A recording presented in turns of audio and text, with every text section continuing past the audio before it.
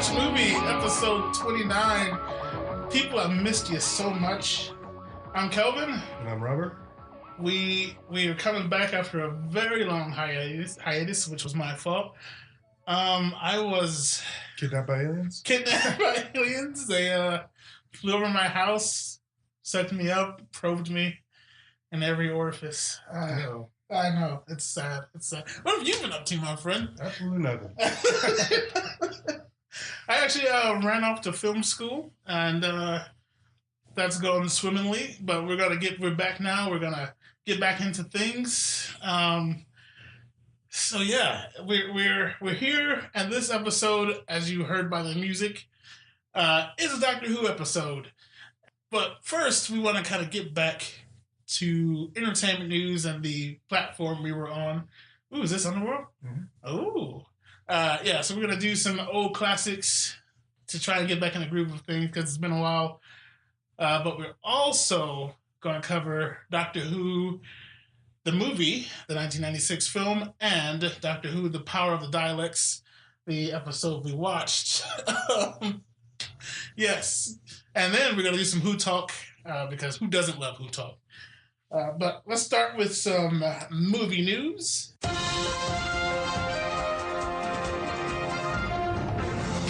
So, the entertainment world is fucked up, Robert. What's going on? Everyone's raping everybody or sexually harassing everybody. You got the Weinstein thing with all of their company closing down now because of that. You have all these other artists and actors and entertainers that are getting accused. This is a hot topic, and it's a little old. Hashtag me too. But we are just coming back, and I don't want to just skip over something so important in the entertainment world.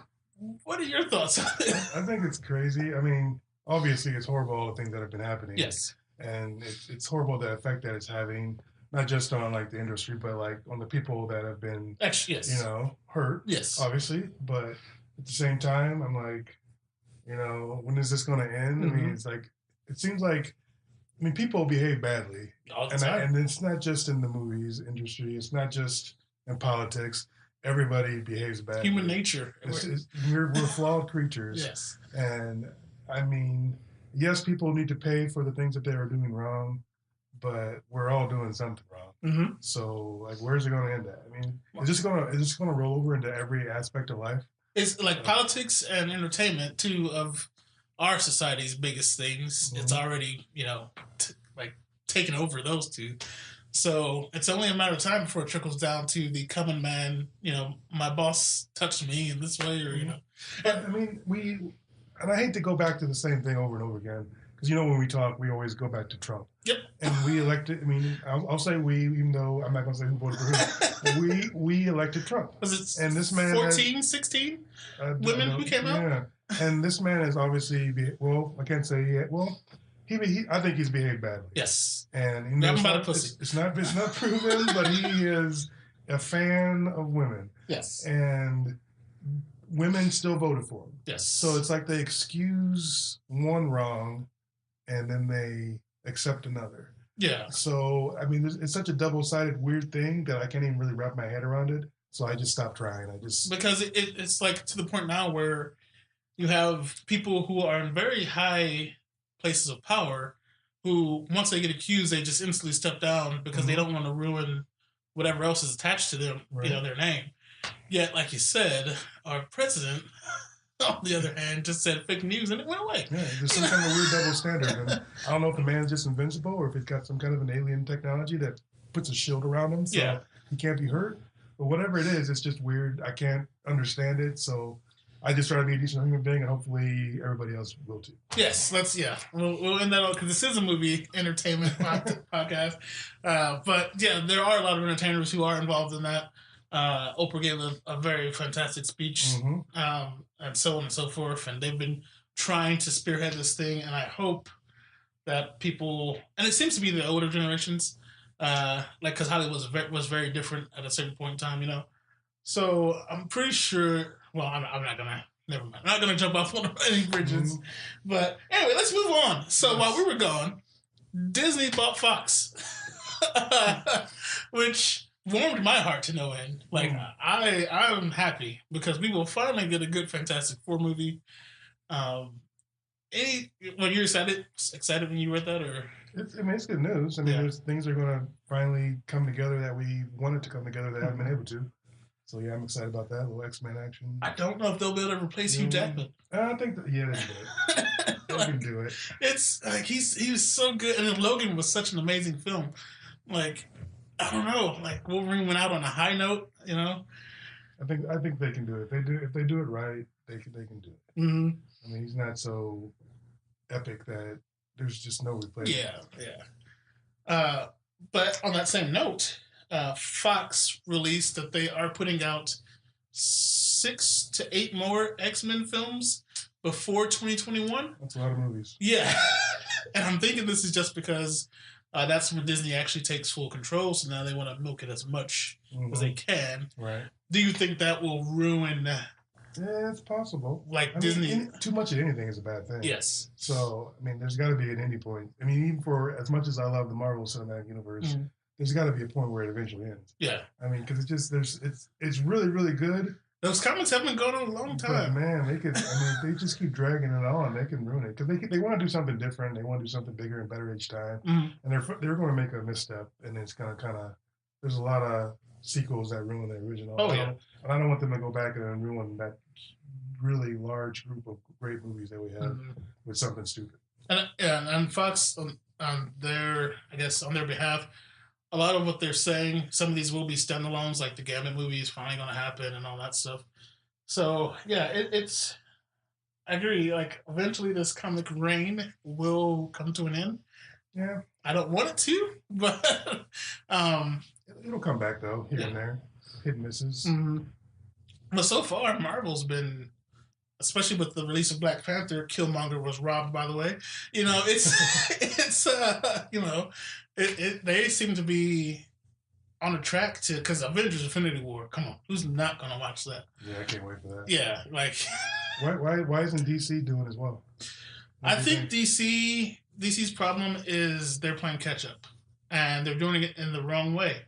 They're pushing out stuff so fast. They're trying to build their team so fast. They're not giving people good standalone movies. I personally like Man of Steel, regardless of Hobo Superman. I like that one too. Yeah, I think they're doing Superman right. Batman's their big problem right now because everyone loves Wonder Woman. People love Henry Cavill, but Batman is DC's bread and butter. Like I think he's surpassed Superman now, and they need to get him right to make it work. And people still don't like Ben Affleck Batman, and like they've been having a poop ton of trouble with the new standalone Batman movie. Like they rewriting the script. They're getting different directors. It was Ben Affleck's, now it's not Ben Affleck. Now they want to replace Ben Affleck. So and then people hated Suicide Squad, and then people hated Justice League. So it's like I think they're rushing too much. They need to slow down, stop trying to be what Marvel is, and do their own thing. You think they need to reboot again and just start over? Yeah, first and do it right. Honestly, yeah. Like because there are aspects of the DC movie universe that I do enjoy, but I think it's to the point now where people are so frustrated because we're gonna get Suicide Squad 2. And my big beef was like, it was the Will Smith show. And like, that wasn't the character of Deadshot at all that he portrayed, and I love Will Smith. So I'm just saying that you go to a comic book movie for a certain thing. And yeah. But Que Sera, like you said, I don't think they will reboot because I think they need to, once they get this multiverse thing figured out, and I think that'll be a big part because maybe they'll include some of because their TV shows are doing great. People love their Flash, Arrow, Supergirl. People love those shows, Legends of Tomorrow. But for whatever reason, and their animated movies, I don't know if you're a fan of those. But I've seen a lot of them, but yeah. They are all fantastic, So I'm not sure what they need to do to get their live action cinematic universe on that level. But we have to shout out the Oscars. Happened last week when we were supposed to record, and I should apologize. I ran into some technical difficulties there, trying to get new fancy equipment to work that didn't work, so we went back to the old reliable until I get that figured out. Get Out won Best Screenplay. Did you see Get Out? I did. What'd you think? Loved it. It was awesome. Yeah, I did too. It was a little uncomfortable sitting in the theater a little bit sometimes. Which is a good thing. Yes. It's a good thing. If you can watch a movie and it makes everybody, including yourself, and they are feel uncomfortable, that's a good thing. Exactly. You're doing something right. Exactly. It's opening doors. Yeah. Kicking those doors down. Pow! But, and then Shape of Water, congratulations to it. Very happy with that. I have not seen it. I haven't seen the movie, but I was happy that it won. Gotcha. Because that genre movie usually doesn't grab that prize. So I was very excited to hear that. I think that's opening doors for that style. Mm-hmm. Well, I think so. I think they've been getting better and better, though. I mean, a lot of the fantasy movies and movies that sci-fi have just been very, very good, very, very well written. So I think if they continue on with that route, then there's going to be more wins under their belt. Gotcha. Yeah, I didn't watch the Oscars. I heard the popular consensus was we didn't watch, but we followed who won. You know, overall the ratings were down. I can't remember what the exact number was. I thought they said like 20-25%, somewhere in that range. Do you think that will continue to be something that's held in a higher regard as the years go, or will it just be, go to the wayside? I think people still like hold it in high regard. I just think there's so many different platforms to watch it and find out the information without actually sitting in front of the TV for those hours to watch it, to get it. I mean, people just get on whatever social media to find out who won. That's what they really want to know.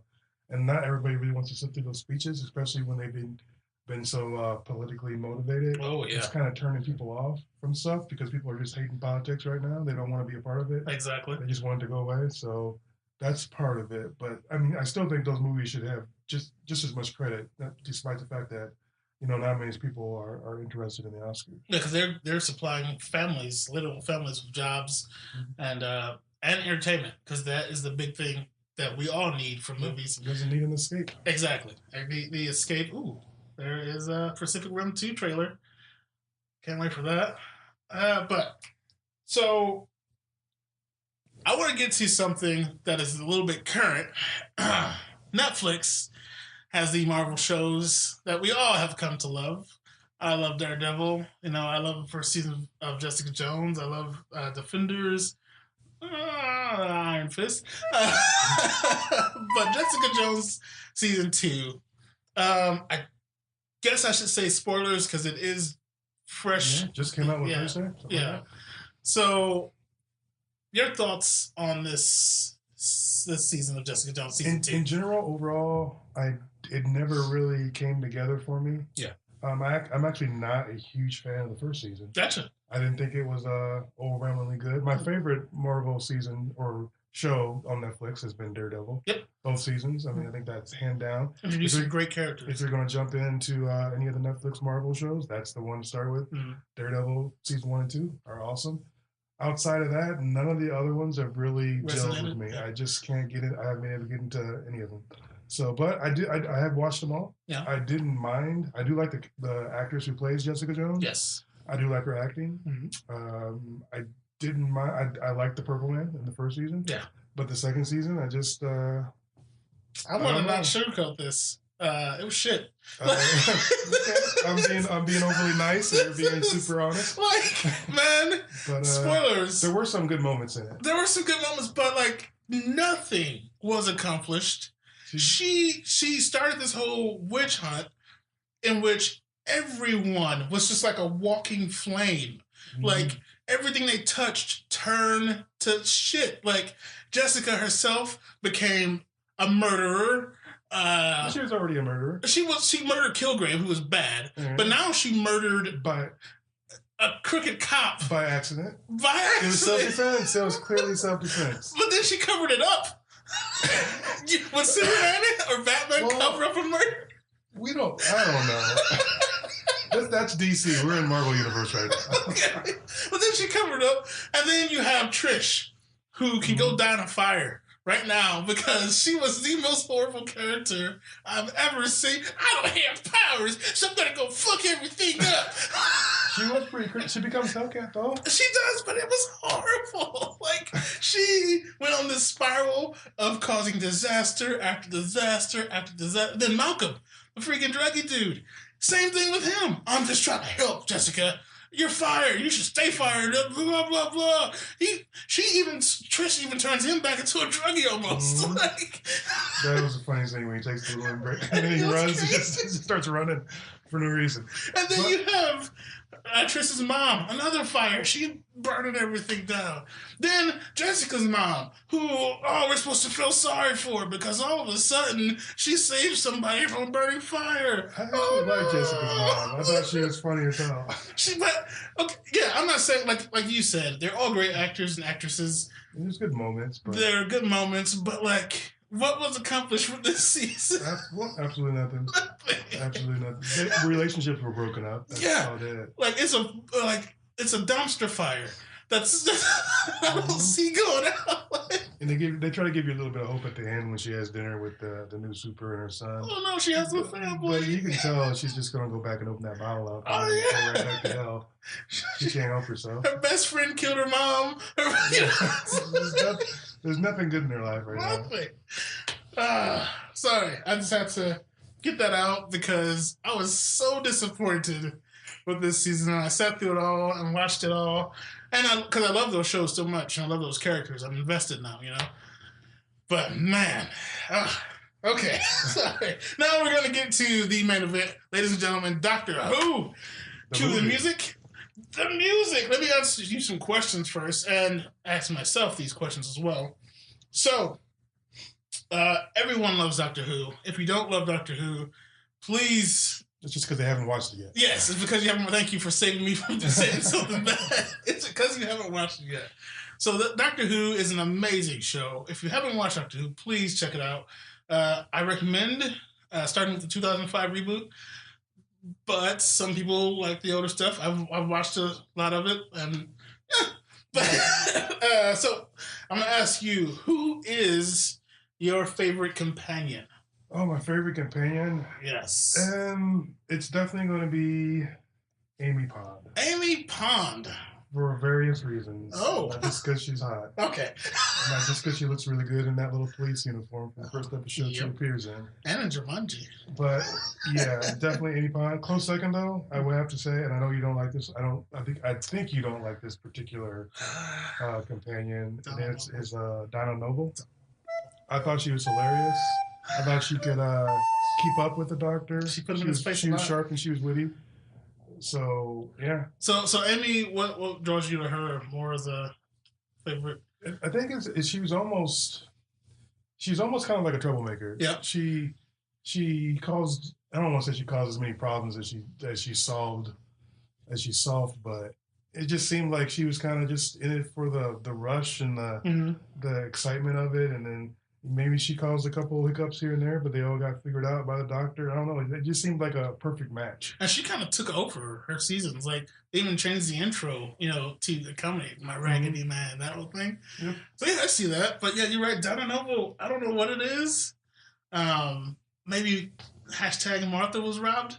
But but I don't know, man. She rubbed me the wrong way. I guess I suspend disbelief enough to where, like, when she would yell at the Doctor, I'm like, why is she doing that? He knows more than her. She shouldn't do that, you know what I mean?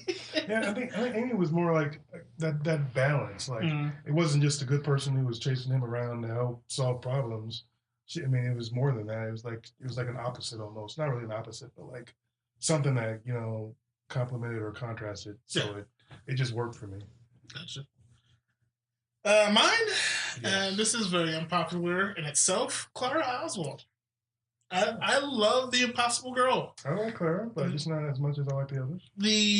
Her storyline is what draws me in. The fact that she is a part of all of Doctor's life that we've seen so far, anyway. Like, from the first meeting in that Christmas special where she's the 19th century chick in the old timey garb, all the way up to the second episode where we see her and we realize she's a souffle girl. you know, and then to where we actually meet Clara, like she is this essence that has always been in the Doctor's life. Well, that we find out because of the timeline thing, but yeah, that whole dynamic pulls me in, and I truly believe that she's the only reason the 12th Doctor wasn't completely rejected, because she came over with, you know, from, and if he would have started with a new companion, wouldn't have worked. Yeah, I can see where you're going with there. But yeah, so yeah, she and even to her ending, like it's kind of left in a question mark, even though Moffat says she's not coming back. She's still, you know, great. And my second, even though she's not considered a companion, River's song. But highly connected to Amy Pond. Yes, there you go. There you go. You have a favorite episode? Well, when you were the first person to introduce me to Doctor Who, so and I instantly you showed me Blink. Yes. And then Blink was just an amazing episode. It is. And first appearance of the Weeping Angels, which is weird because there's not very much Doctor in that episode. True. So it's strange that one of my favorite, not my favorite, but one of my favorite episodes is the one that has, you know, the least amount of Doctor. But there's a couple others, and strange, and there's this weird comparison. Like for me, all of my favorite episodes have the least amount of the Doctor in them for some reason. I don't know why that is, but for some reason I just really like those. Do you secretly hate the Doctor? No, I love the Doctor, but just these episodes for some reason, Heaven Sent and Hellbent. Oh yes, you know those. Oh yeah, and I refer to it as the Bird episode. Yes, but for me, I wish they had ended Peter's reign as the Doctor with those. Yeah, I thought that would have ended perfectly. And I love those so much. Just the story of the bird, when he's like, you know, you think that's one hell of a mountain, or one hell of a mountain. I think that's one heck of a bird. It's just something about that. It just resonated with me. I think that's one of my favorite episodes. And then my second runner-up, Blink is actually my third. Oh, okay. My second runner-up is Love and Monsters. I don't know if you remember this episode. It's about that like fan group of the Doctor. Like somebody ran into the Doctor as a younger person and then grew up and then became joined a fan group, and the leader of the fan group was an alien. That episode, I love that episode, and again, it has the least amount of the Doctor. Those are my three favorites, but Hell Sent and Heaven Bent are definitely my top. Gotcha. Mine, my number one would be A Good Man Goes to War. I love that episode so much. We see kind of and I think it's because of River. I'm such a huge fan of River. But also we see that the Doctor like go to his highest, but then fall to his lowest, you know, because he succeeds in his mind. He gets past all these ancient headless monks and who are, you know, unstoppable, and he even berates a man, which we barely see the Doctor do. You're not Captain Runaway, you know.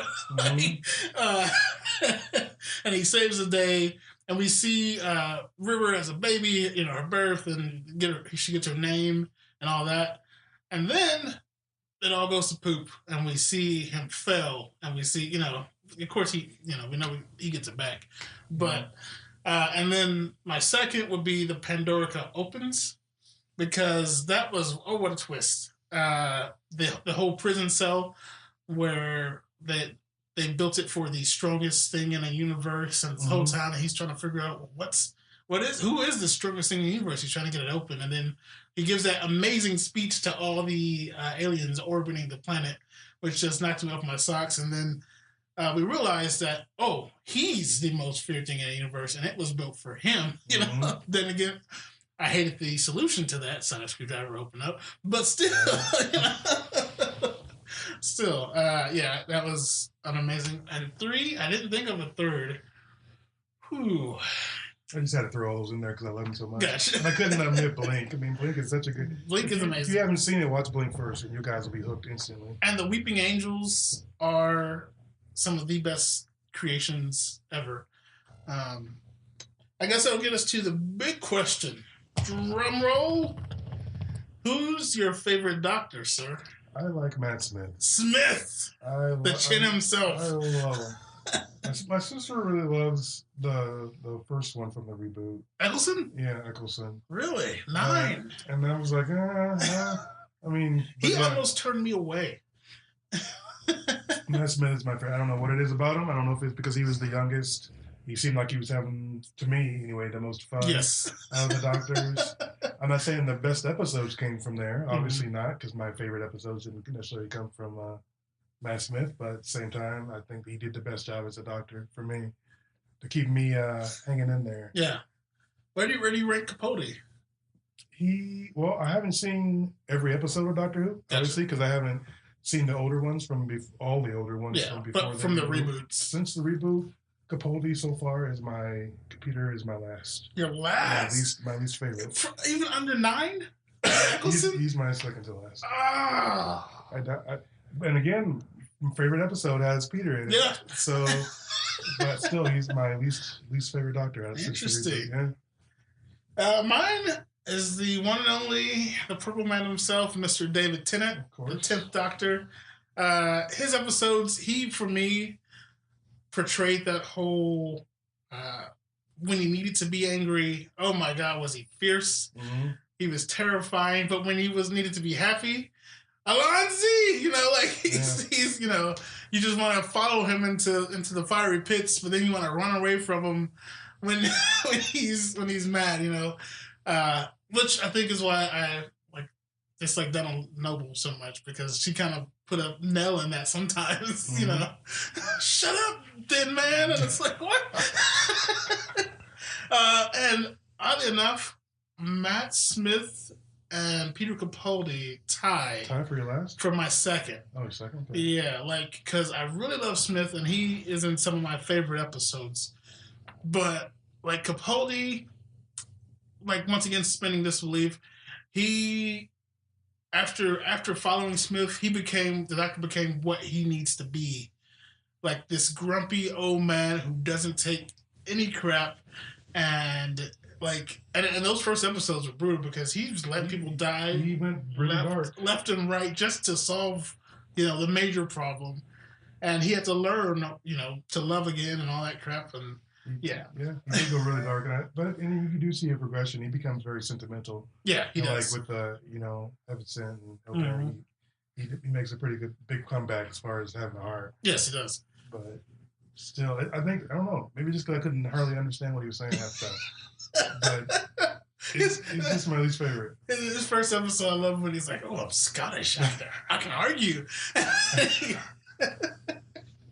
Yeah. One thing I do hate about Doctor Who, and it's going to come up in the two things we watched, The Power of Daleks and Doctor Who the movie. I hate right after regeneration, because, and some it's worse than others. Tennant was sleeping forever. And then as we saw in these, they forget themselves for a while, and it's kind of, it just kind of gets all weird and stuff. But with that said, let's get into the power of the Daleks. All right. So this film was made out of leftovers. I shouldn't say leftovers. Full episodes. There was a fire that burned a lot of Doctor Who footage. And they pieced together from the audio track and some great animators. Some fantastic episodes. That's all I laugh. I would say if somebody never seen Doctor Who and they watch this, they would never watch another Doctor Who anything ever again. I have to agree. That's for the fans who want to go back and take a look-see. I started to go back and watch old Doctor Who episodes, and I started from the first, and I watched as far as I could until they got to the destroyed footage, and then I dabbled in 3 and 4, and then, but those early episodes are so tough because they're very much those old sci-fi style, that whole, we're going to say this one sentence, pause for inflection. And then we're going to talk more, I can't. I've seen a few of them when they were airing on BBC. Yeah. And I couldn't get into them either. But there are some older people who really do enjoy it. that's where they started at. So that's why we have what we love now. We wouldn't be where we are now if we didn't have all that crap in the beginning. So there's some people that really do enjoy that stuff. What we watched, I think we only watched part one of the full Power of the Daleks, but we felt like we watched the whole thing. I felt like I aged 500 years. The animation, and like I said, it is amazing because I couldn't do anywhere near as good of a job as them. It's kind of creepy. I don't think the animation was that good. I think it was pretty fucking horrible. I think I could do better. But yeah, go ahead. It's very creepy. And the first time we see the second Doctor, like he looks so sinister, like he's about to slaughter his companions. He's got a black cape on, so he looks like a vampire. Yeah. And I should say, this episode starts right after the first Doctor dies, and we get our first glimpse of the second Doctor, and he is like, it's so weird because all of a sudden the companions are trying to make sense of what just happened. Because they just saw this man they've been traveling with die, and now there's this new guy, and he just starts playing a flute. I love the flute idea. I think I'm going to walk around with the flute from now on and start playing it. I think I may insert that randomly in this episode. Did the male companion annoy the hell out of you? Yes. Okay. And I think he had just joined. Like, so he completely didn't understand. It's like he spoke the whole time. It's like he spoke more than the Doctor did. Yes, he did. And he looked angry the entire time too. Like he wanted to kill everybody. He sounded angry. So I have to point out that when the Doctor first gets out of the TARDIS to go explore, he meets a guy who's standing there, and this guy's just kind of there, and the Doctor's walking up to him. All of a sudden, there's this very quick shot of a handgun that shoots, and the guy falls dead. The Doctor stands there for about 5 minutes looking around. doesn't get excited, doesn't yell, doesn't scream, just kind of looks around. Where did that come from? That's interesting. And then he kneels down and steals the guy's back. Well, they were going off the audio, so maybe they just didn't know what to do there. Yeah, that's true. And that's that Vulcan, which I know the original Star Trek was booming at that point, so... yeah. Would you recommend this to anybody? No. Even if they were already a Doctor Who fan? Well, yeah. I think everybody should at least try. The Doctor Who fans try to go back, because there are, like, I go to these cons and I see people walking around in their quote unquote favorite Doctor costume, and I've seen the first Doctor, I've seen the second, so maybe, as we kind of discussed before the podcast, I don't know if they're doing it because it's noticeable or if they actually went back and watched all these episodes. It's hard to know. Yeah. Either way. Would you? No. I don't. Like I said, like if you're a fan, then sure. I mean, go back and see where your favorite, one of your favorite shows came from. But overall, no. It's. I don't want to say it's a waste of time, but it sure felt like one. Yeah, like nothing happened that episode. Like. I yelled at Jessica Jones for that, but we don't find out what this episode's about until the last 2 seconds of the episode. I will say, though, man, if you want to play a drinking game, every time the Doctor plays a flute, take a drink. You'll have a great time. That flute. And then, there's a point where he's talking to the companions, and they are just frustrated to no end because he's answering in flute. Doctor, do you know where you are?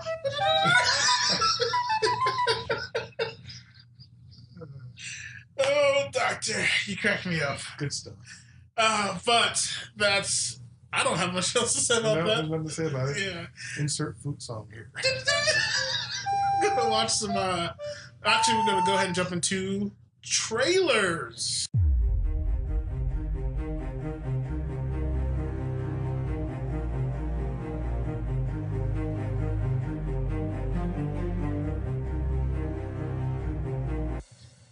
I'm going to kind of Shanghai this segment of trailers.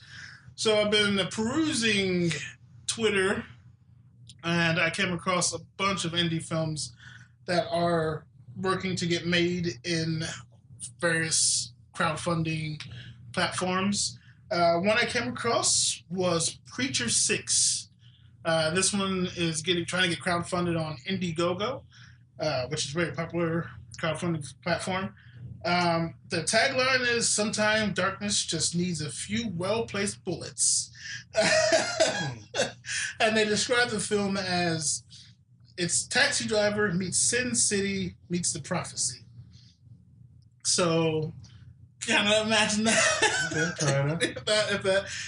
The trailer is on their Indiegogo website. If you go on there and put in Preacher 6, or if you search them on Twitter or Facebook and put in Preacher 6, it looks amazing. It looks like it's gonna be one heck of a film. Kyle Hester is the producer / Father Josh, who is Preacher 6.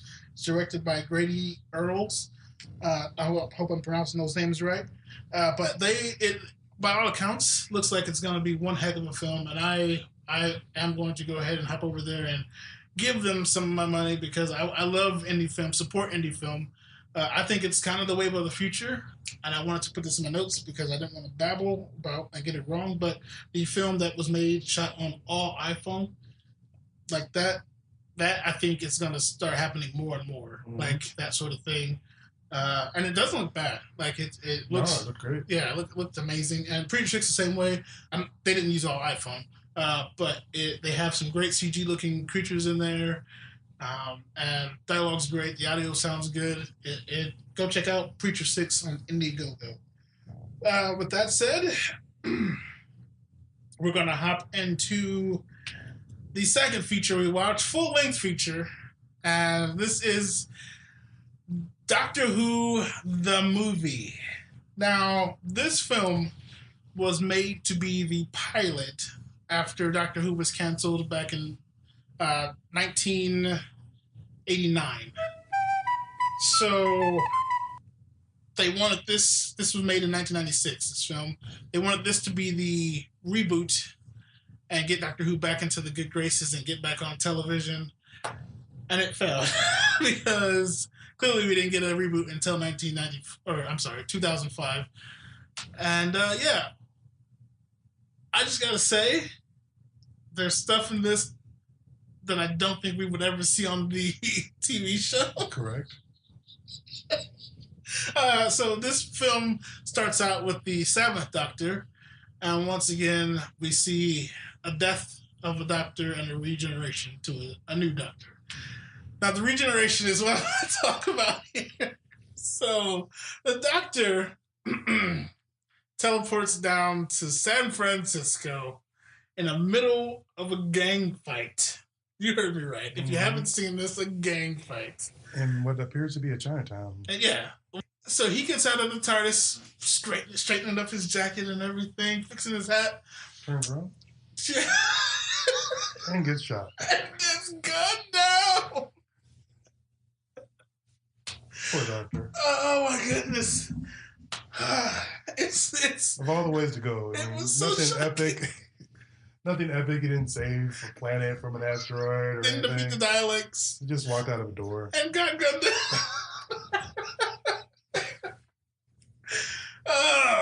But he actually literally, I guess, he dies on the. His wounds weren't that bad. Like he got shot in the shoulder. I think they said, and in the leg twice. Yeah. So I think he would have survived if the surgeon didn't shove a camera down one of his hearts. Yeah, and it shocked him a couple dozen times. Yes. So we see the first and one of the two only times that the 8th Doctor is on the big screen. And gotta tell you, I'm gonna clarify this. I kind of want to go back and revisit this film on DVD or Blu-ray because we watched it on YouTube. The full movie is on YouTube, but it's sped up for some reason, and it looks like poop. But probably made it better. I wasn't thrilled. No, I wasn't blown away.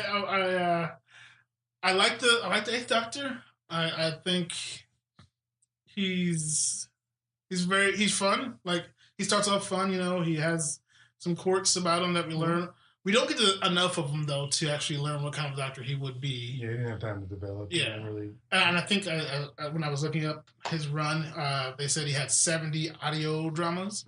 Mm-hmm. But yeah, I don't know. What are your first takes of this?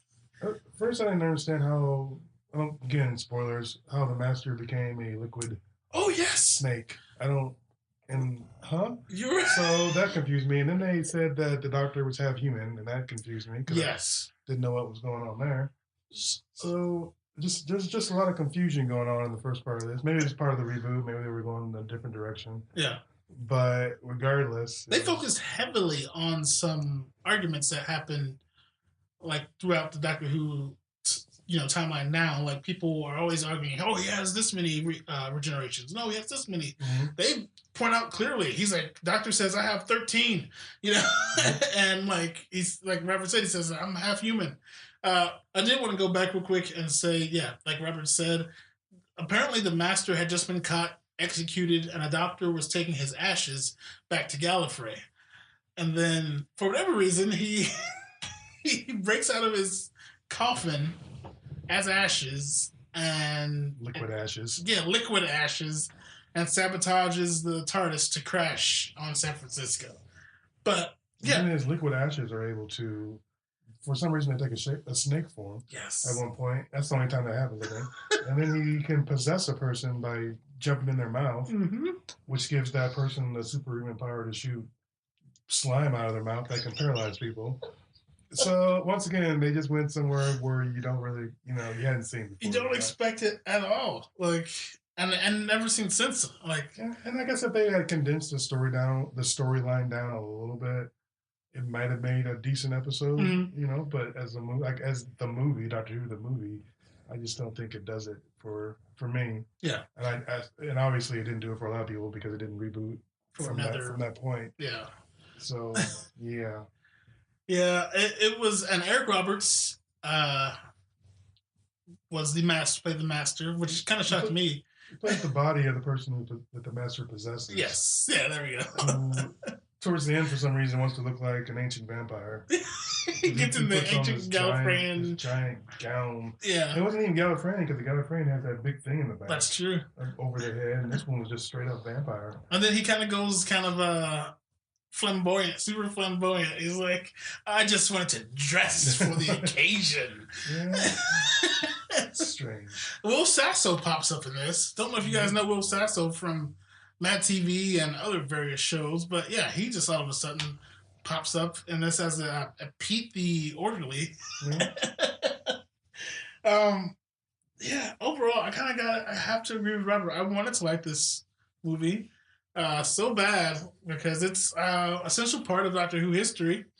And I did look online. Robert brought up the half human thing.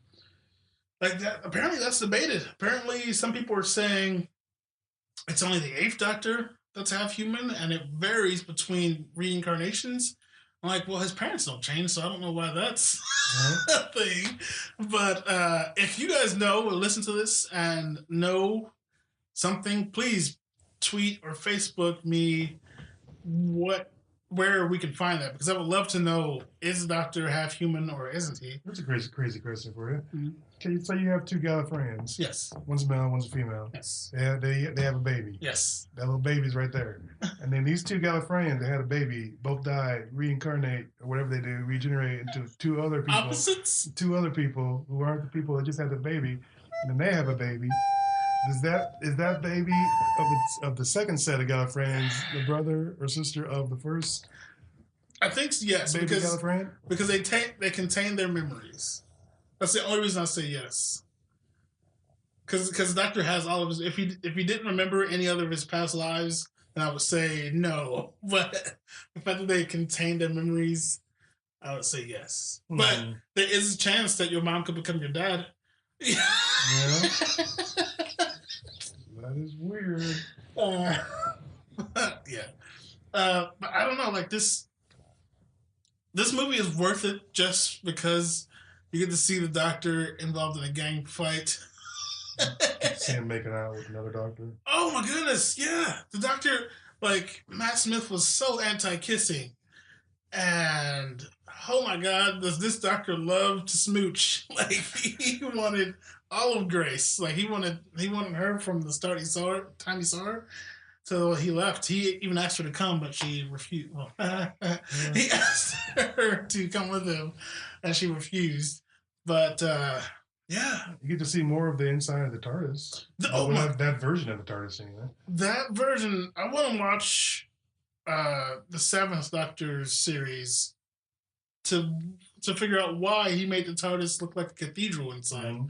And I don't know if this was just for that film or if he actually flies around like that, but it looked like one of those old Catholic churches. You had candles lit everywhere, stained glass windows, the big arched doors. It's crazy. Yeah. I've never seen the TARDIS look like that before. It was cool though because it kind of made the big on the inside even more, profound. But what did you think of the Master? Like, I didn't care for the Master in this one. It just seemed kind of like a weird thing that possesses you and is creepy, but not like something that's really a Time Lord and intelligent and could, plot something and actually do something. He's just like, and at the end he becomes like a weird brute where he just runs up and he pushes people, and then it's just like it just wasn't the Master to me. Yeah, like the plot was kind of thin on this one coming, and I'm saying that only because we've seen some amazing Doctor Who arcs and storylines, and it's granted this was 1996, but like the Master's whole plan was, well, I have this body that's going to decay soon, so I need to get the Doctor's body so I can live, and that's basically the plot line. I just wanted to steal the Doctor's lives. And that was it. So yeah, and then all of a sudden the TARDIS has this eye in it that powers it, and if it's open on a planet, that planet will cease to be. It's kind of it's a stretch, but it's the Doctor Who universe, so anything can happen, especially when the TARDIS is involved. But any other thoughts on the Doctor Who the movie? No. I'd say in general, stay away unless you're just a huge Doctor Who fan and want to revisit the past. Yeah, and I've been a Doctor Who fan for some years now, and I've been avoiding this because feared that it would be this way. And yes, I would probably say this. If you're a fan, watch it because, like I said, if you guys know if he's half human, please tell me because I feel like less of a Whovian not knowing. I'm sure that debate is out there somewhere. Yeah. If you look hard enough. But yeah, that was Doctor Who, the movie. And we did watch a little webisode because I wanted to watch both of Paul's 8th Doctor incarnations. And he came back right before the 50th episode in The Night of the Doctor. And this is right before he becomes the War Doctor. And in my opinion, this is better than both of the other things we watched. It gives so much, and it's only like 6 minutes and 39 seconds. If you have not seen it, it's on YouTube, The Night of the Doctor. So we join the 8th Doctor as he comes in on a ship that's about to crash. What do you think of this one, Rob? That was pretty good. Like you said, it was better than the other two. Yeah. Even though there were parts of the other two that were hilarious and entertaining. Yes. This one was like more similar to what we've been watching with the reboot. Yes. Kind of gels together. And yes, Steve Moffat wrote it. Yeah, so I mean, it was okay. I mean, it was a good. I mean, you needed that visual segue from one to the next. Yes. And that's pretty much what it gives you. So that's all it is. Yeah, and I love the fact that it cements home how hated the Time Lords were doing the Gallifreyan War with the Daleks. Like, he wanted to save this woman's life, and she would rather die than go with the Doctor that we all know, to love and enjoy. And yeah, but she hated him more than she hated Daleks. Do you think that was a big enough moment in his vastly long life to change him into the War Doctor? He seemed pretty, and it seems like the war had been going on for a while now. Mm-hmm. So I think the combination of the war and that, I think, was enough to do that. And I love the choice that he was given. Like, this is the one time where he could choose what he wants to become. He chose a warrior. And he chose a warrior. The War Doctor, played by the late John Hurt. So, any parting thoughts on the Doctor Who? Check them out if you haven't already. I'm sure we'll get it's worth it. I know I was hesitant. I was a disbeliever until I got in there. And I'll admit, first season, I started watching it. I'm like, this is okay. And it's okay. I mean, the first season of the reboot. Yes. I'm like, this is okay. I mean, not great. And the guy halfway through it, I'm like, I'm going to stick with that. I'm interested, but I'm not in love. Mm-hmm. And then by the end of it, they brought all the episodes together and the story arc just came together. And you're like, that's some pretty good writing. Yes. So and it just gets better from there. It doesn't get worse. It gets better from that point on. So if you can stand first season of the reboot, you'll end up loving Doctor Who. And I just say, everyone who is out there, please give it a shot if you haven't already, because it quickly became an obsession of mine. I love the show. Love to read any book I can get my hand on about it. I think you guys will too. I want to say go watch this movie, but do it for research. Do it for the sake of the love of Doctor Who. Anyway, we want to try and get. Honestly, I do want to try and get more indie movies onto the podcast. So if you have an Indiegogo or Kickstarter or any of those other crowdsourcing platforms out there, and you've got a movie coming out, or you want to promote one, try and get people to your site, go ahead and shoot us a message. We're on Facebook, Twitter, Instagram, any other sites you want. You can download the podcast and listen on Spotify now. It has added us onto Spotify, iTunes, of course, Podomatic.com. And I will, of course, put links on those on the Facebook page. The Facebook page is the new official home of Go Watch a Movie. So that's where a lot of posting will go on. If you would hop over there and give us a like and share, that'd be great. I guess that's Go Watch a Movie, episode 29. It's good to be back. We're going to be consistent. I'm speaking for Robert, I think. Yes, we're going to be consistent. Keep going. Hop over to the Instagram page. I plan on doing some more visual stuff over there. That's Go Watch a Movie. Join us next week. I'm Kelvin. And I'm Robert. Go watch a movie.